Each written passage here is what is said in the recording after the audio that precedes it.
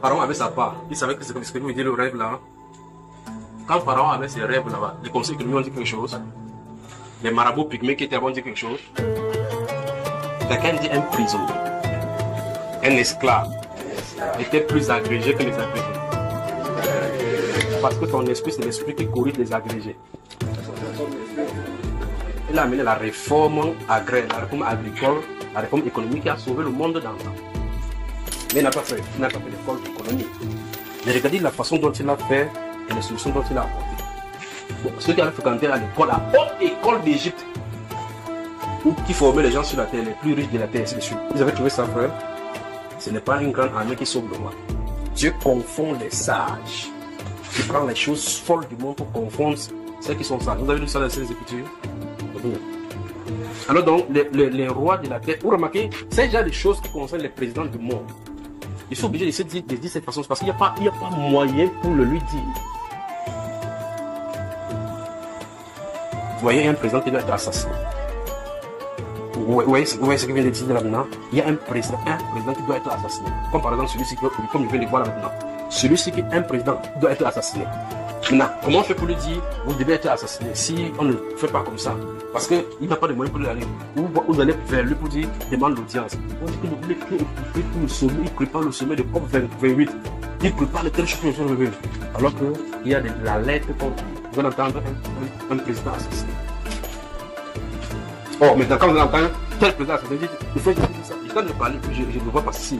Maintenant, c'est le président qui est assassiné maintenant. Supposons maintenant que on revient maintenant au mot ici, il dit, ça vient. Un président est assassiné. Comment on fait pour aller le dire? Fais attention, c'est le plan qui est contre toi. Ils ont verrouillé pour entendre que les gens qui leur disent ce qu'ils veulent entendre. Les gens qui sont en cravate de droite, et gauche.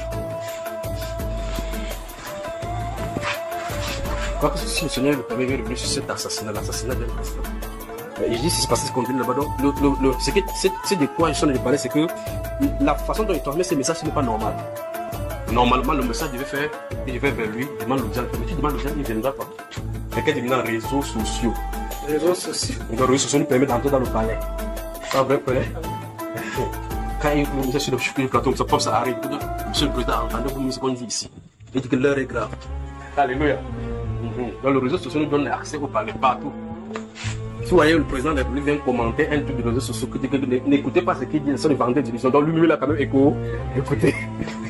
Ok, donc le président de la République démocratique du Congo a une grande décision qu'il doit prendre qui est impopulaire mais salutaire.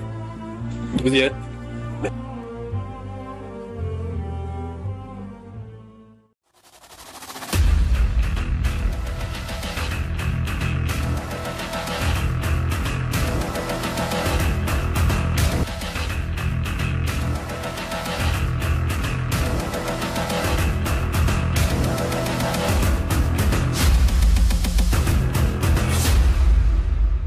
Wassim Nasr est aussi avec nous en ligne. Bonjour à vous Wassim, vous êtes journaliste ici à la rédaction de France 24.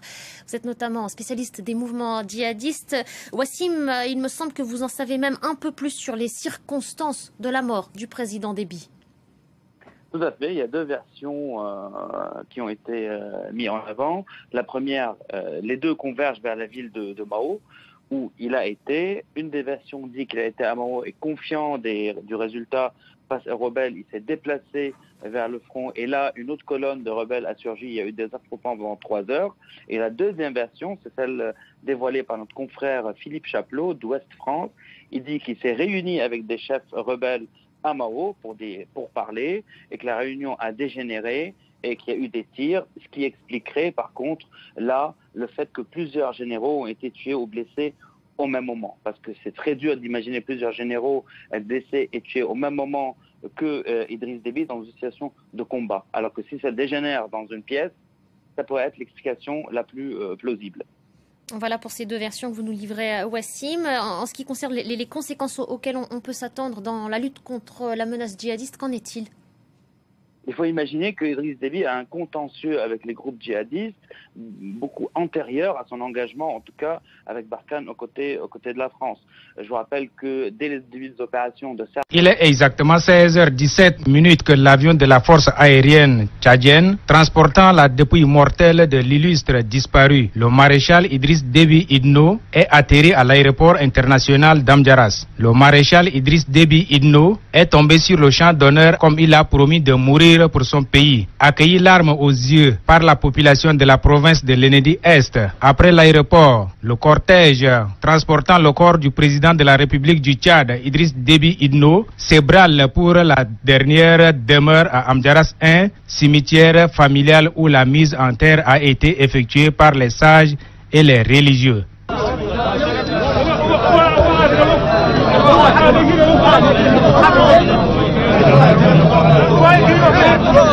Homme de paix, de la démocratie et de la liberté a tiré sa révérence au moment où le Tchad a besoin de lui pour la poursuite de son développement.